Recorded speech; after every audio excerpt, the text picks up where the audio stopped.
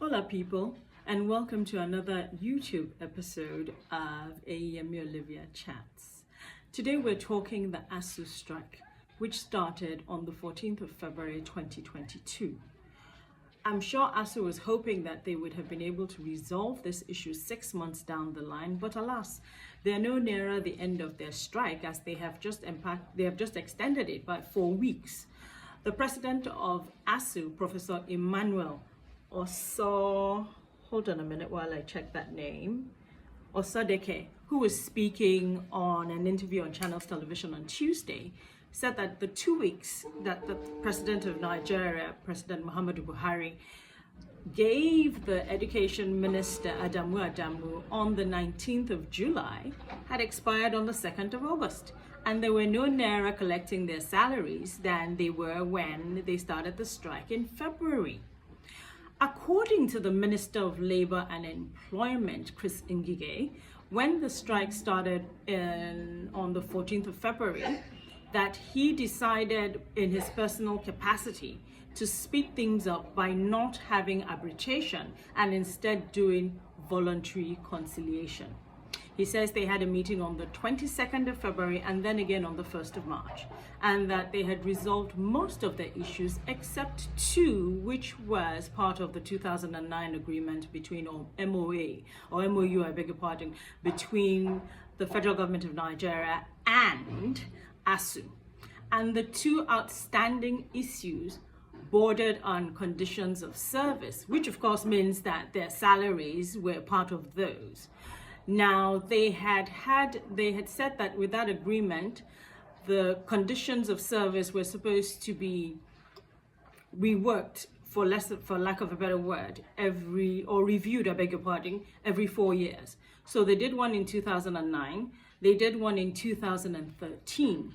They started another one in 2018 with the chairman of that committee being Wale Babalaki. But for some reason, Wale Babalaki left and that was stalled, but it was concluded and it still wasn't really what the lecturers were looking for. So their grouse is they want university autonomy and they also want better wages. ASUU has been striking since 1988, right? And between 1988 and now, they have had at least 16 strikes. And majority of these strikes border on wages, which is their salaries, and better conditions of the facilities in the universities. And I know they had complained about some payment system I think it was early this year, that wasn't working for them, but they haven't been paid in 6 months, right? The budget allocated to education, the percentage of the budget, allocated to education. So let's give you a recap. In 2009, it was 7.25% of the whole budget. In 2012, it was 8.2%. The highest was in 2013 at 8.55%. In 2018, it was 7.03%. In 2021, it was 5.06%. And in 2022, it was 5.04%. I mean, how do we move an education sector forward with those amounts, those percentages? I'm sure it does not even cover anything. Now, the meetings that they had prior to this, and which was in 2009, when they had done the MOU with the government, they had asked for, the figure was 1.5 trillion naira, which was supposed to have been paid in 3 tranches between 2009 and 2011. But the government said that it was impossible to raise that amount. So of course that was already dead in the water, or dead on arrival, right? Then an NGO called Victims of Persecution in 2009 decided to draft a national interest education bill, which says that politicians, paraphrasing here, that politicians must not send any of their children or wives or wards abroad to school. Now, what this bill was meant to correct was save our educational system, patriotism to students so that we could be more patriotic with our universities, and we have great universities, yes? prevent continuous pilfering of government funds, because that is mostly in our minds. That's what we think that all the politicians use when they send their children abroad, because I mean their salary cannot maintain educations abroad, right? And what else? There was something else, but I don't think I noted that down.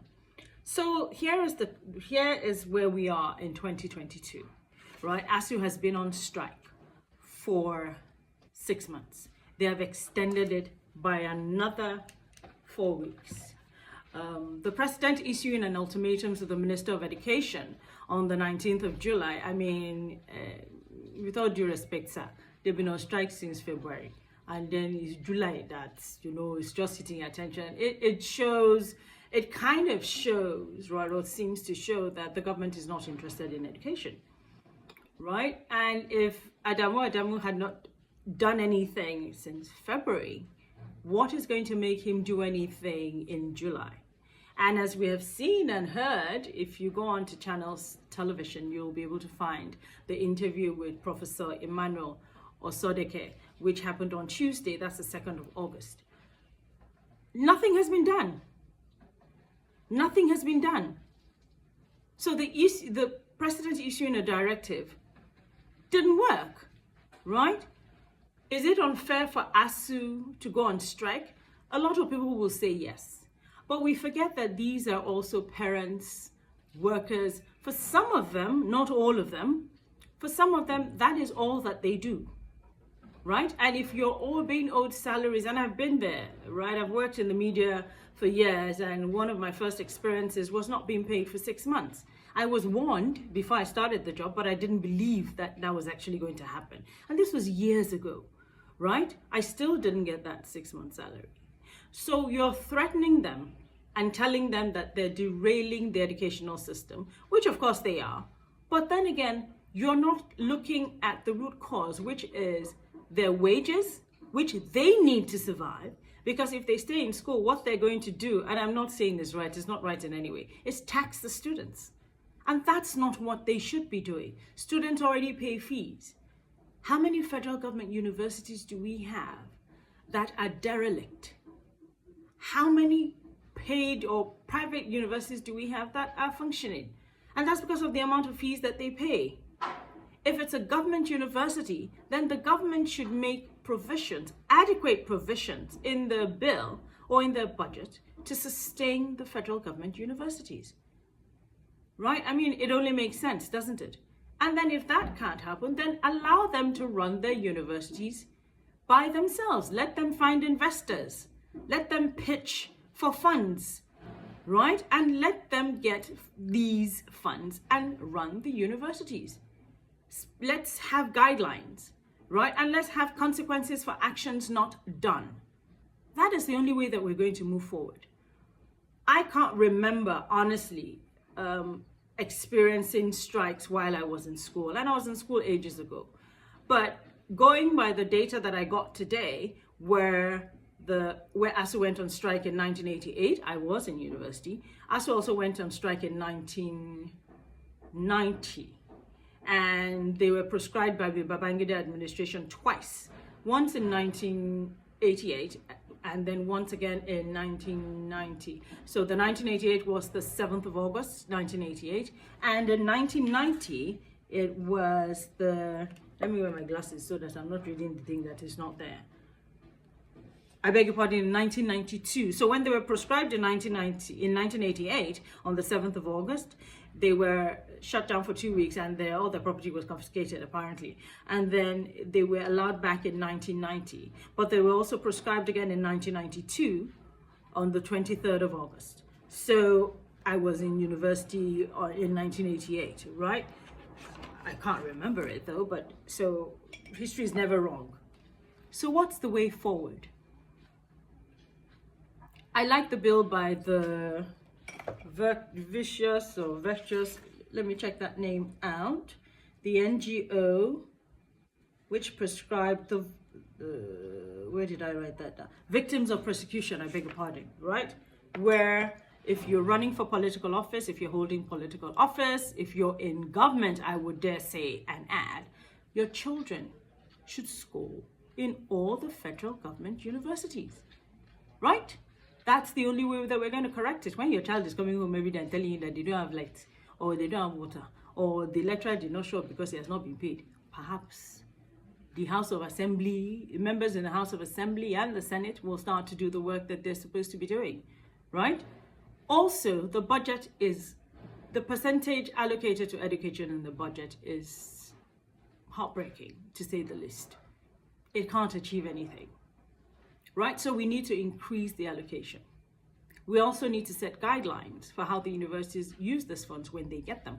We also need to increase the wages of the lecturers, right? Staff and non-staff.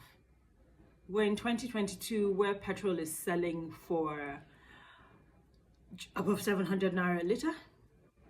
Diesel is rising steadily. The last I heard was 800. I'm sure it's more than that. The naira is depreciating daily. I mean, they're not living, the lecturers are not living in Mars. They're living right here in our country.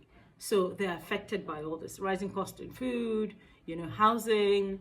How are they supposed to live as human beings if they haven't been paid in 6 months? Education is the foundation for anything in life. If you do not get a good education, and we're already suffering the consequences of that, the consequences of that, right? Graduates can't write a full sentence. People coming into university don't even know what BSc stands for, talk less of PhD, right? They're not sure what their courses entail. And they pass in 4 years. How they pass, I do not know. And they start to work and they are not of use. They haven't learned anything. They have no critical thinking skills, nothing. So I'm appealing to the federal government of Nigeria. I know that a lot of people will say, we're backing up the wrong tree, but we've got to find a way to make this work for all parties concerned, right? So that's it on the ASUU strike still happening in our country, my beloved country, Nigeria. Hopefully it will be resolved sooner than later and students will be allowed to go back to school and play catch up. If the lecturers are not paid, I don't see that happening anytime soon. Thank you for watching, and please feel free to share and like if you do like it, and see you again next week. Bye.